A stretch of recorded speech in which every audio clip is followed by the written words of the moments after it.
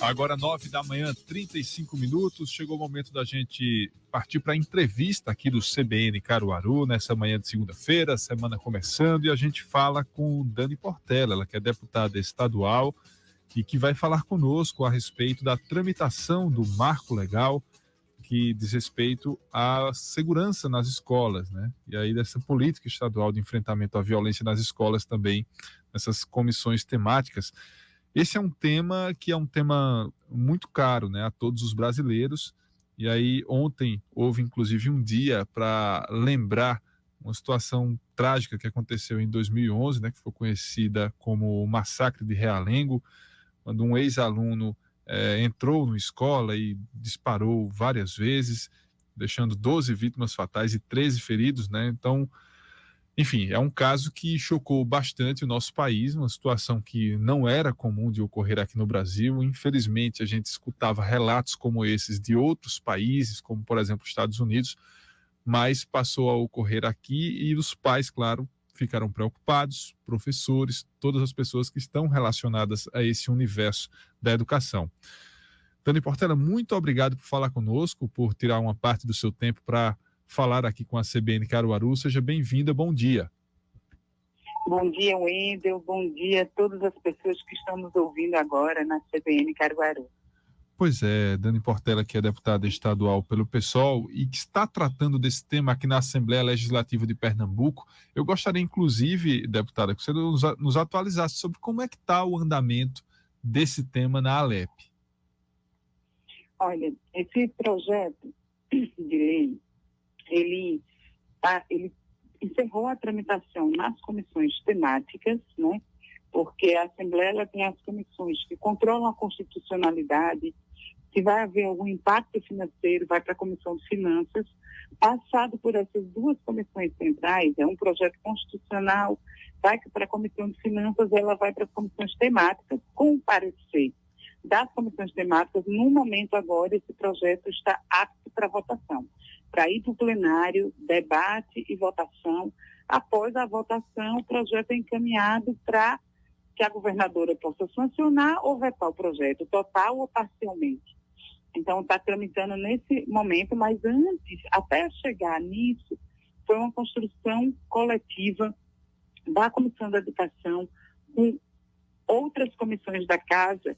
Nós fizemos reuniões, escutas, audiência pública, chamando o Poder Executivo, o Governo do Estado de Pernambuco, Secretaria de Educação, chamando especialistas no tema sobre o caso de aumento de violência nas escolas, chamamos pessoas da segurança pública para que a gente possa pensar em saídas, lembrando que é um ambiente escolar. O objetivo do ambiente escolar é ser um ambiente pedagógico, de ensino, de aprendizagem, de troca, de socialização. Pois é, e aí essas situações que acabei citando uma delas, nessa tragédia em Realengo, elas acabaram deixando todos desnorteados, né? Então a gente ficou em busca de uma orientação, de uma recomendação de que forma o poder público poderia agir e a sociedade em geral poderia agir para tornar esse ambiente cada vez mais saudável e cada vez mais livre de situações como essas. Na sua avaliação, deputada, esta contribuição que a Alep vem dando, né, com essa discussão e com a tramitação desse projeto, ela deve trazer que consequências para as escolas aqui em nosso estado? Olha, Magno, é o seguinte, na verdade, assim que aconteceram os ataques, e alguns ataques de Blumenau, os mais recentes no país no ano passado, são notícias que sempre chocam o mundo, né? Sejam esses ataques aqui no nosso território, fora dele, sempre chocam porque, na maioria das vezes, são praticados por ex-alunos. Então, traz a gente também um convite para a gente entender como tem sido esse ambiente na escola, essa relação que a gente tem criado, os nossos filhos e filhas, com telas, redes sociais, criando um certo isolamento. Esses adolescentes, como é que eles estão crescendo, como eles estão reagindo a várias questões. É um chamado também a pensar sobre a questão do bullying nas escolas. Uma boa parte dos autores desses massacres alegam sofrerem violência e bullying dentro do próprio ambiente escolar. Isso não justifica, mas a gente não pode desconsiderar isso. Então, diante do aumento da violência nas escolas, é natural que surjam algumas propostas muito sensacionalistas, e na Alep não foi diferente. Assim. Alguns deputados trouxeram propostas para jogar para a plateia e não debater o tema com a profundidade e a seriedade que ele exige, que é justamente o seguinte, aquela proposta mais fácil, né? Chegaram inúmeras propostas como botar a polícia dentro da escola, por exemplo. E aí, imagine se, veja, a Polícia Militar do Estado de Pernambuco tem o efetivo que tem sido reduzido e não está dando conta nem da segurança das ruas. Uma partida de futebol, a polícia disse que não teria condições de garantir a segurança. Os índices de segurança estão aumentando no Estado. Como é que a gente vai ter efetivo para botar policial nas centenas e centenas de escolas estaduais ao longo de um Estado tão grande e complexo como Pernambuco? Então, é uma proposta que não é razoável para se cumprir, né? Então, propostas como instalar detectores de metais, cerca elétrica em todas as escolas. Aí a gente vai instalar detector de metal, reconhecimento facial, coisas com alta tecnologia, colocar cerca em escolas que não tem uma quadra, que não tem uma biblioteca, que às vezes não tem nem água. Que os alunos começaram o semestre sem kit escolar, sem livro para estudar. Então, a gente precisa trazer as propostas para a realidade e como, a partir da realidade, a gente incide para diminuir o índice de violência nas escolas. E, claro, toda essa ideia os especialistas apontam que essa ideia de uma escola super segura, com cerca, com câmera, com polícia, isso gera um clima de beligerância e aumenta o grau de insegurança.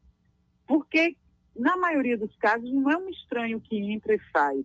Muitas vezes são pessoas que têm acesso à própria escola e que passariam pela câmera, passariam, de alguma maneira, conseguiriam adentrar aquele ambiente escolar. E fora do Brasil, os especialistas apontam que nos países que reforçaram essa belicosidade dentro das escolas, não reduziram os índices. Então, todos os especialistas, as nossas escutas, a audiência, inclusive debatendo com a segurança pública, fala da necessidade de estabelecer relatório, acompanhar alguns alunos que já têm um histórico de violência maior, para que seja dado um relatório, para que a gente fique mais atento, de ter uma comunicação, como acionar, criar um mecanismo para que a escola possa acionar a segurança pública em caso de vislumbrar risco de ataque e que aí sim a segurança pública deve agir, deve chegar para contornar essa situação na escola e evitar uma tragédia maior. Mas, sobretudo, esse projeto, ele aponta para saídas que possam ser construídas dentro do ambiente escolar, envolvendo a comunidade escolar. A gente precisa entender que precisa envolver o aluno, o professor, todas as pessoas que trabalham com a educação, mas também o local onde aquela escola está, os familiares, a comunidade escolar como um todo. Porque, indiscutivelmente, né, a maioria dos agentes que cometeram violências dentro da escola tem histórico já de violência no ambiente doméstico, de violência no ambiente escolar, num grau menor. Então, esse projeto ele vai apontar vários caminhos e saídas para que a gente possa, junto com a segurança pública, pensar para que a escola ela seja um local seguro para cumprir o papel de uma escola, que é ensinar, aprender e tornar as pessoas cidadãos que, no futuro, apontem para uma perspectiva de melhoria da nossa sociedade, né?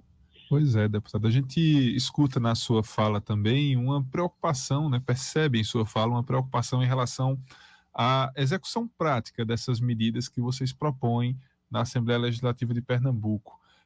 Quando a deputada faz uma avaliação a respeito desses temas que estão sendo propostos, você avalia qual o principal desafio de implantação deles? Ou eles são fáceis de serem implantados, precisa de fato da vontade política de fazer com que eles passem a se tornar práticos?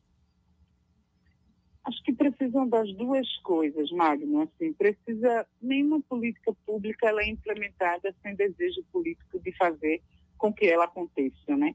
Tanto de quem tem a caneta na mão, que precisa liberar recurso necessário e criar uma política que seja sólida, mas também da sociedade como um todo de fazer aquilo acontecer. Não adianta, acho que o Poder Legislativo ele passa por um grande embate. Assim. O Brasil é um dos países no mundo que mais tem lei.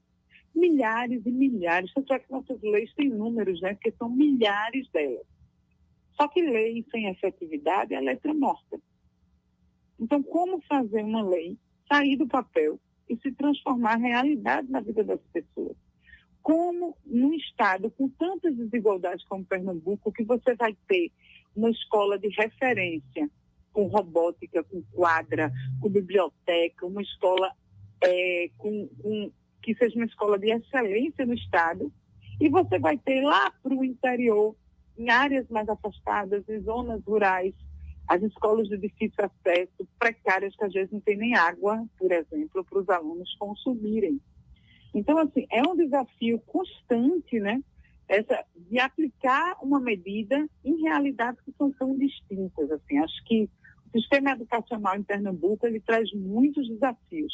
E esse projeto ele se propõe a pensar coletivamente, a realizar seminários de avaliação, mas, sobretudo, a pensar em medidas que tragam efetividade para a segurança nas nossas escolas, né?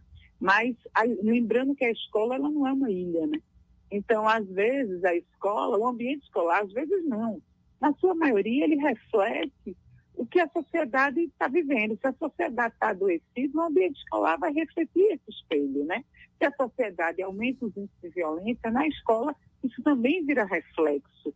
Então, a gente tem que pensar que a gente não tem como blindar e achar que a escola é uma ilha e a gente vai resolver tudo na escola. A gente precisa de mais segurança pública no Estado como um todo.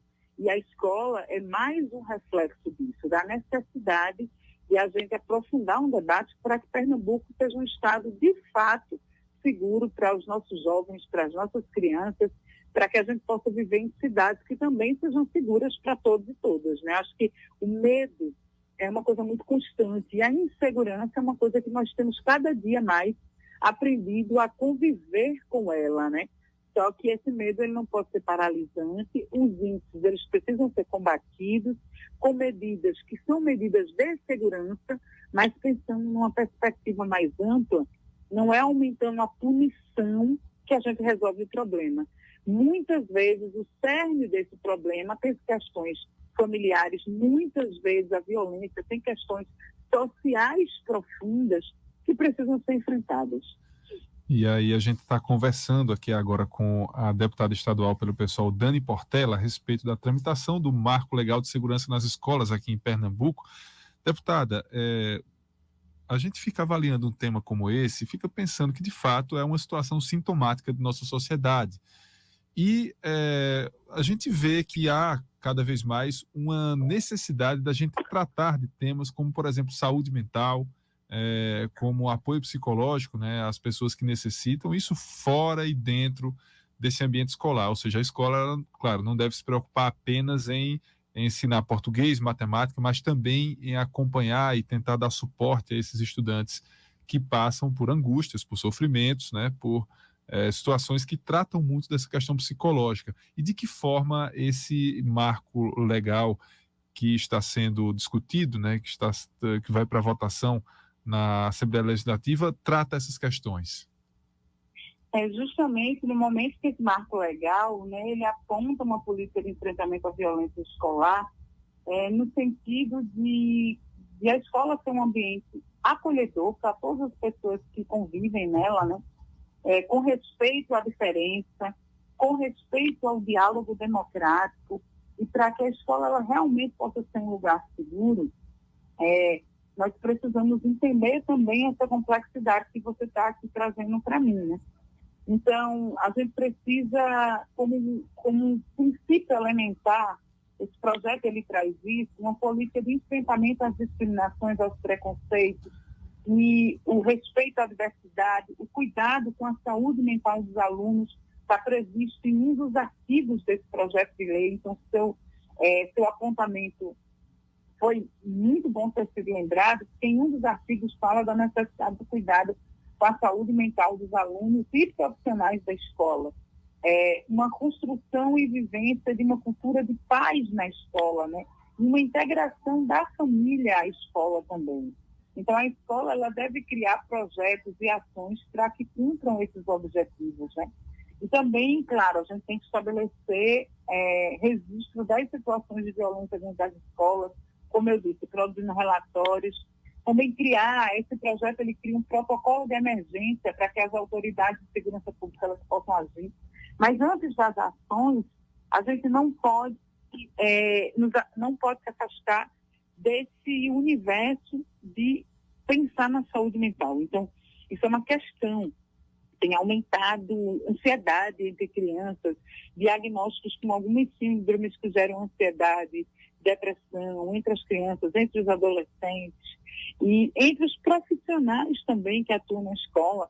Há muito afastamento por problemas psicológicos e o ambiente que deveria ser acolhedor de aprendizado, muitas vezes tem sido um ambiente adoecedor, tanto para quem estuda como para quem ensina, para quem trabalha no cotidiano.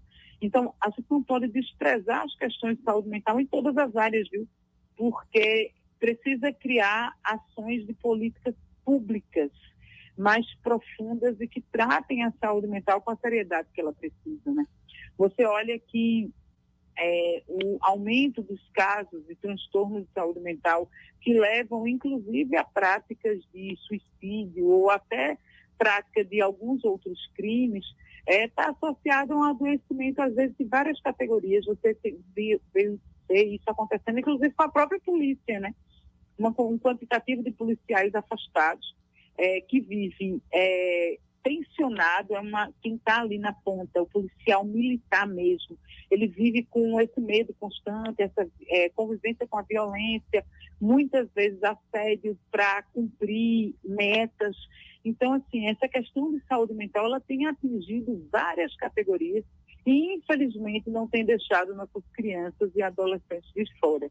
Então, um dos artigos prevê acompanhamento disso também nas escolas. E aí a gente tem que pensar em uma outra lei, para que essa lei não vire número morta.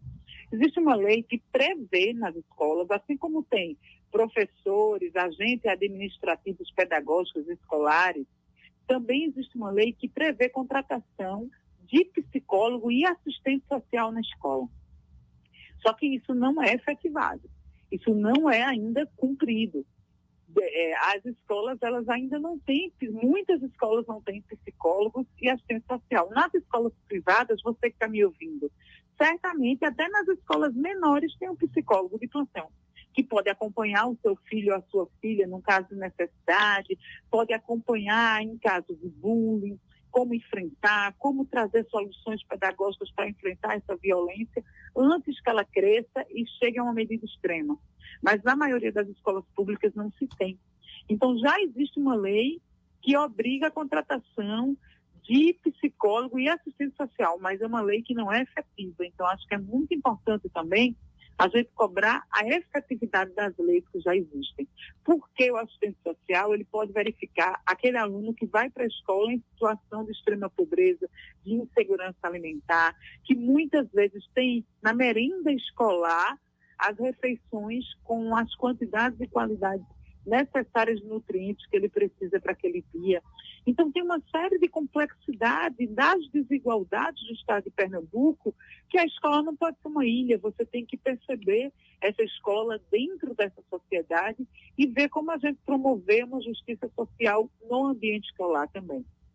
E nós estamos falando de uma fase da vida em que essas crianças e jovens estão em um momento de formação pessoal, né? Então, de fato, acaba sendo muito importante. Vou pegar, inclusive, outra parte de sua fala, deputada, para a gente ampliar até essa discussão, porque uma das preocupações é em relação ao uso de telas, de redes sociais, e nossa sociedade ela está passando por uma transformação muito grande, né? Muita informação que chega para essas crianças, para esses adolescentes, E o mundo todo está discutindo sobre de que forma lidar com isso, né? Então, diferentes países têm discutido, por exemplo, a possibilidade de regulação de redes sociais, de que forma a escola também deve se relacionar com esse novo universo, né?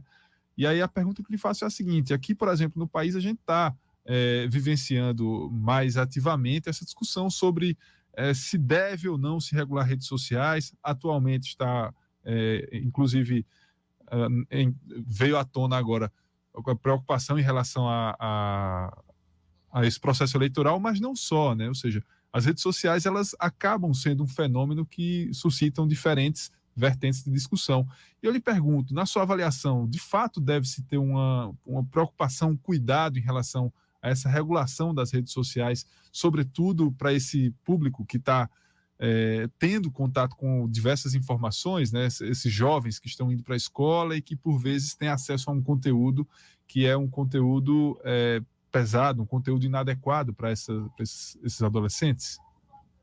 Olha, Magno, eu defendo e sou favorável a uma regulamentação das redes sociais e das mídias digitais. Alguns países do mundo já fizeram isso. Isso não será suficiente para coibir completamente, mas pode melhorar. Existe um projeto de lei no Congresso Nacional, que é o PL das fake news, que não conseguiu ainda avançar, mas é muito importante que a gente fale em regulamentação, sim. E veja, nessas audiências públicas que nós realizamos para a construção desse PL de enfrentamento à violência nas escolas, escutamos alguns especialistas policiais da Polícia Federal que atuam justamente no enfrentamento a esses possíveis ataques, né, que aconteceram nas escolas.